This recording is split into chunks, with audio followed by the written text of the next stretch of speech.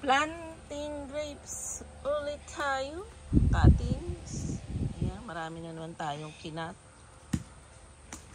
Ang ating media ay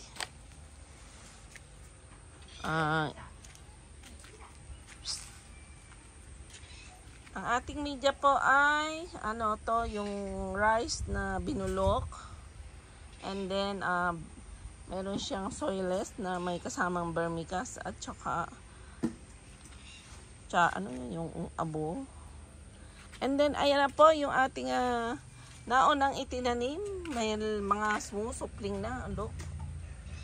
Ayan. Bago itanim, ilagay po muna natin sa babad muna sa root hormone. Ayan. Ganyan po ang pagtatanim natin. Binababad muna habang itinatanim. See? Magtanim ay di biro, maghapong nakayuko. Smile! Woo! Smile! Ayan. Magtanim ay di biro, malaki na ang dahon ng na nating tanim na Brazilian. Ayan, Brazilian green. Ayan, updated po ang ating pagbibideo. Pwede nyong bilhin ito, cuttings, and then i-seal na natin pagdating sa inyo. Para noon, 18 days nyo itong bago buksan at safe sa shipping. Press from the can. Ayan, muscat blue. Ayan, nakapagpatubo na tayo ng muscat blue. Kailangan po, yung pong experience namin, talagang hindi tumubo kasi ang binili ko ay garden soil, para pala silang simento. Ayan look, ano na sila. Kaya maganda po pala yung media natin ngayon na ginawa. Ayan nag-supling na. Maganda po. Successful ang ating paghihirap. Look. Di ba? Marami ng tubo itong una nating tanim. Ayan. Ayan. Order na kaya ng cuttings.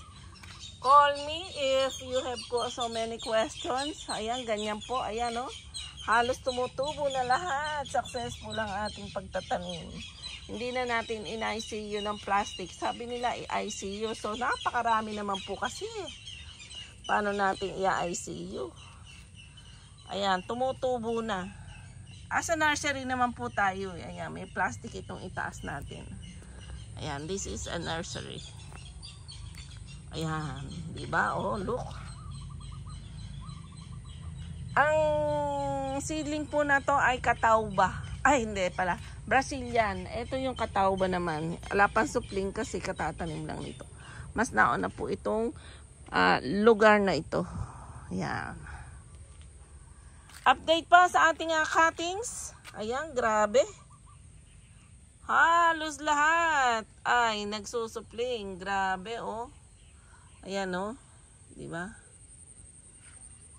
Successful. Araw-araw po pinapadilig ko ito ng shower kasi yung first experience natin na pagtatanim, hindi po dinidilig ng madalas. May nag-advise. So ngayon, everyday, kung maaari, umaga at hapon, sabi ko diligin. Ayan, ang ganda. Lahat po halos ay may supling na sila. Brazilian green ito. Brazilian green. Yung matamis. Diba? Galing. Successful. Ay, nagalaw. Ayan. This is it. Ayan po ang ating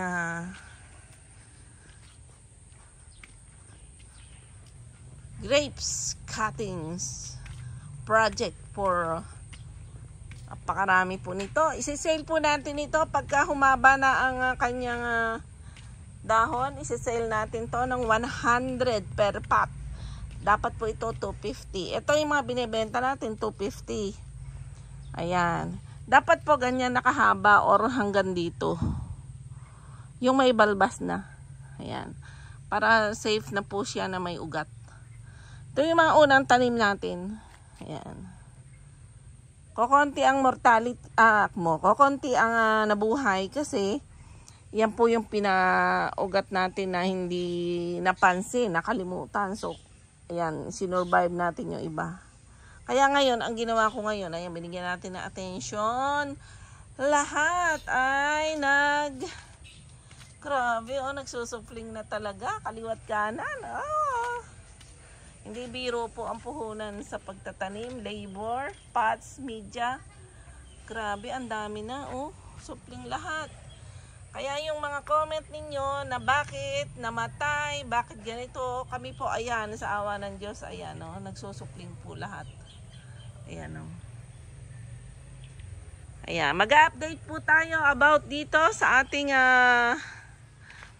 grapes na project natin na itinatanim sa ngayon. Ilang araw na po tayong nagka-cut ng ating grapes, yung nakita nyo sa ating video. Ayan. Grapes cutting project natin. Ito ay ang Brazilian blue. Brazilian green. Ayan. Ang dami kasi nga variety kaya tayo naglilito. Ayan. This is Tasio Orchids Farming here in San Antonio, Nueva Ecija. At nagpa-project tayo ng grapes cutting. Ayan. Ayan, ganda.